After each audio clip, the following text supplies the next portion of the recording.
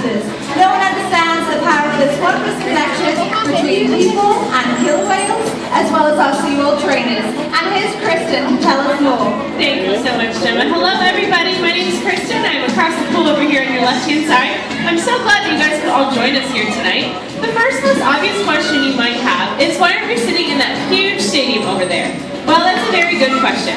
But for the health and well-being of our animals, we periodically perform routine maintenance to different parts of our park to make sure everything is at its best. So while we're busy sprucing things up in the stadium, we are proud to have you in our backstage area for a truly unique perspective of our Shamu family. It's a privilege to work alongside these killer whales. As animal trainers, we are part of a multifaceted team that's responsible for the health, care, and well-being of these incredible animals. Now you guys are going to get a really cool opportunity back here to see some really amazing things with 5 of our killer whales. That's Micaiah right there, our youngest, waving hello to you guys. He's actually a 3-year-old little boy. And we have his mother and sister also joining us in the pool. Their names are Nalani and Katina. Katina is actually about 38 years old, and Nalani is waving to you right there, and she is 7 years old. We also have Malia, who's going to wave hello to you guys. She is 6 years. She's a 6-year-old female. She actually has a birthday next week, so she will be 7 years old. And Kayla is another adult female that we have here with us who's 25 years old. Now you guys are going to get to see something really cool right here. That it's a new kind of concept we're trying to train with some of our animals. So most of the time people come to our park and they're used to seeing shows and these really cool high energy behaviors, but nobody gets the opportunity to see how we train them. So right now, Katina is working on a different concept right now. So she kind of is asked to do a behavior, and we want her head, or the front part of her, to be facing out at the audience. So this is a whole new concept that we're teaching some of our killer whales. You guys are going to get a little chance to see how it works. So that was Katina right there doing a huge center belly 40 there in the pool. Now they're going to be asking her to do that specific concept that I was talking to you guys about, where she does that exact same behavior, but she's actually facing you guys. She's going to be looking at you guys. So they've been working on this behavior for a few weeks now. And they're going to do a little approximation, which is basically, we like to do little steps to help our animals out when they're learning something new. So kind of like what Justin just did, he asked her to do the behavior just in a different part of the pool. So right now we asked her to do that new concept that she's learning. So we'll see how she does.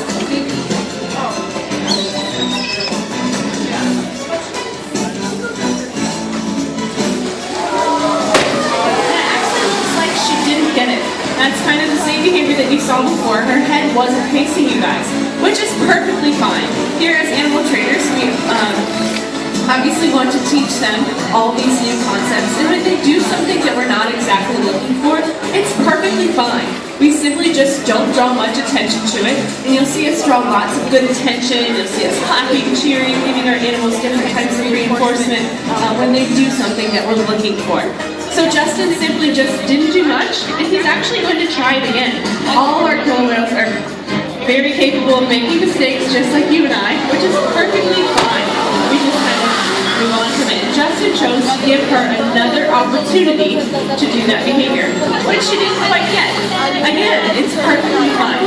So as animal trainers, we can kind of look at the behavior that we're wanting her to do, and he might simply kind of take a step back and give Katina a few more hints about the behavior, or a few more ideas of what she should be doing to help her out. We want all of our animals to succeed and get lots of reinforcement for different things. So we will do anything that we can to give them little hints to help them get this behavior correctly. So right then, Justin actually sent that behavior with another animal that already knows this concept. They know how to do it really well. So they kind of use that animal to guide her to that position in the pool.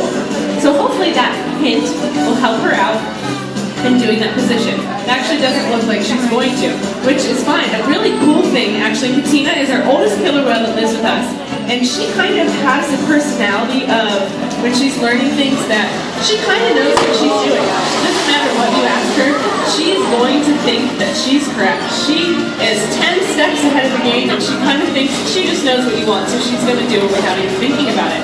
So it poses a new training technique for us trainers to keep that in mind. Keep in mind that Katina always kind of thinks she knows what you're looking for, so she's just going to go ahead and do it anyways. And that's a really cool part of our job. All of these animals have very different personalities. They have very different learning techniques. And we get to learn that about them when we are teaching them things. And that way we can help them work through all of these problems, or different scenarios or different learning things. So Makayo, her son, 3-year-old son, learns very differently than she does. He's just in the learning process right now of learning different things and learning how all of his trainers work, learning these different types of things, which is fun because we're getting to learn how he's learning basically. So there you go, she did it!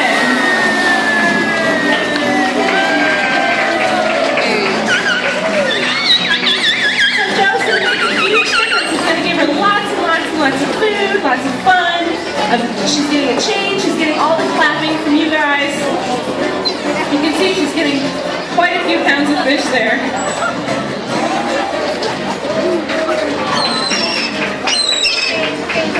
Now you can see all that fish. Katina actually eats about 150 pounds of fish every single day. So her just getting those 20 pounds isn't really a huge portion of her base. Those numbers we get from our veterinary staff. So all of our animals eat a different amount of food every single day. It just kind of depends on how much they weigh, how much they need to be growing, how much they need to lose in weight, and that may be the case, how much nutrients they do need. So they get that food no matter what happens throughout their day. So whether we are teaching them something new like that, or whether we're just kind of giving them back rubs like all of our other animals have been doing, or whether it be we're doing shows, they get that amount of food no matter what. So us as trainers have to find a different way to reinforce them. They know that they're going to get that food. They get that food no matter what. So we are always looking for new, innovative ways to reinforce them and to show them that, you know, like Katina's that behavior. We want to find new ways to show them that they are doing something correctly. So we have many different toys that we can give them. You saw that Joe actually had that bucket of fish that he was going to give Katina for doing that behavior correctly. And you notice that he threw the ice off the bucket.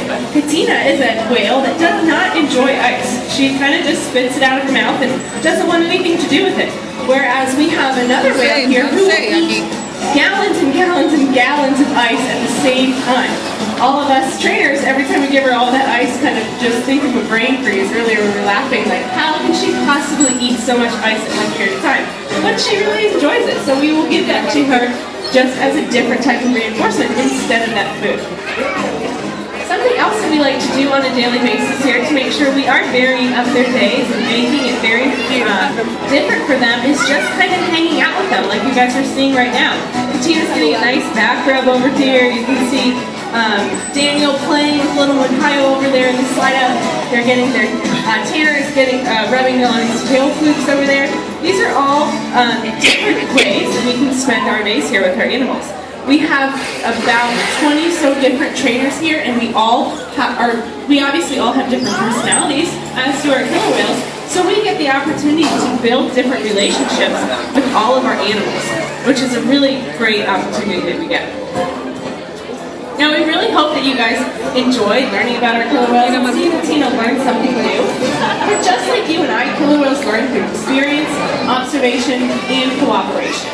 So if people see you and I taking care of our environment, like picking up trash on the beach, they too are inspired to make positive choices. Through Shamu, we are reminded that we can make a difference by our choices for our natural world. So if we all join together in cooperation, as killer whales do, we can work wonders, and the beauty of our oceans will continue to thrive.